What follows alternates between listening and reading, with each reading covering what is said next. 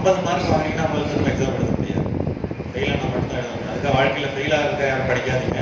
எதுக்கு சொல்கிறேன்னா, நீங்கள் அதுக்கு பிறகு ஆசைப்பட்டீங்கன்னா கூட உங்களால் தான் எழுத முடியாது. ஒரு எக்ஸாம் 10ஆம் வகுப்பு வரும்பொழுது நீங்கள் எடுக்கிற இன்றைய தேதியிலேருந்து இருக்கிற முயற்சி தான் 10வது படிக்கும்போது உங்களுக்கு ஒரு பெரிய திட்டமிடாதீர்கள். வெற்றி பெறுவதற்காக திட்டமிடுங்கள். அது ஒரே நாள் நைட்டு கட்டிட முடியாது கோட்டையை.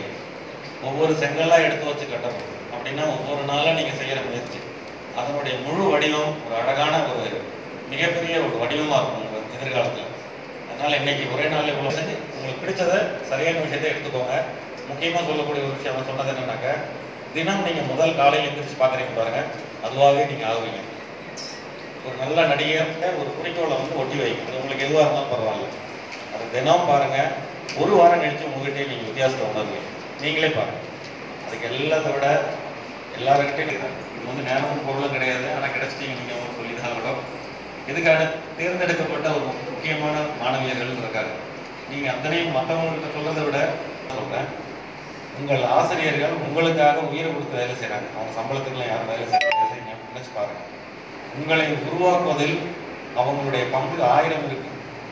தன்னுடைய குழந்தைகளை போல பார்க்குறாங்க. நான் குழந்தைகிட்ட கூட வீட்டுக்கு போனாக்க எவ்வளோ நேரம் செலவு பண்ணுறாங்கன்னு பாருங்க. உங்களுக்காக தான் ஸ்கூலில் 8-9 மணி நேரம் அவங்க கூட இருக்காங்க. அதனால் அவங்கள்கிட்ட நன்றி உணர்வோடு இருக்க பழகுங்கள். நீங்கள் ஒவ்வொரு நன்றி உணர்வு தெரிவிக்கும் பொழுதும் உங்களை உருவாக்குவதில் அவங்களுக்கு ஒரு ஆர்வம். எவ்வளோ அடக்கமான பாப்பா, அடக்கமான பொண்ணு, நல்லா படிக்கிற பொண்ணு, ஹேண்ட் ரைட்டிங் ரொம்ப அழகாக இருக்குது, நல்ல படம் வரையுது. ஆசிரியர் வடிவமைப்பு தான்.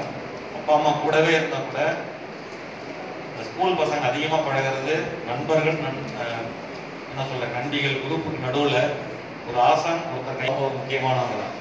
மேலேருந்து கொஞ்சம் கீழே லெவலில் வர. எனவே இந்த ஒரு நாள் சிறந்த நாளாக இருக்கட்டுங்க. இன்றைய சிறு சேமிப்பு தினம் சொன்னது போல பணம் சேமிப்பது மட்டும் நோக்கம் அல்ல. பிசினஸும் கட்டாயம் முறையில் கேட்பாங்க.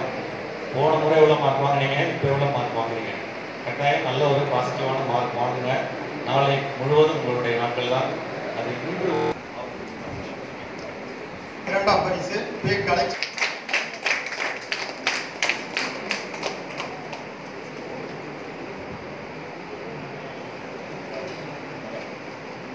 3ஆம் பரிசு அரசு லாலாபேட்டை.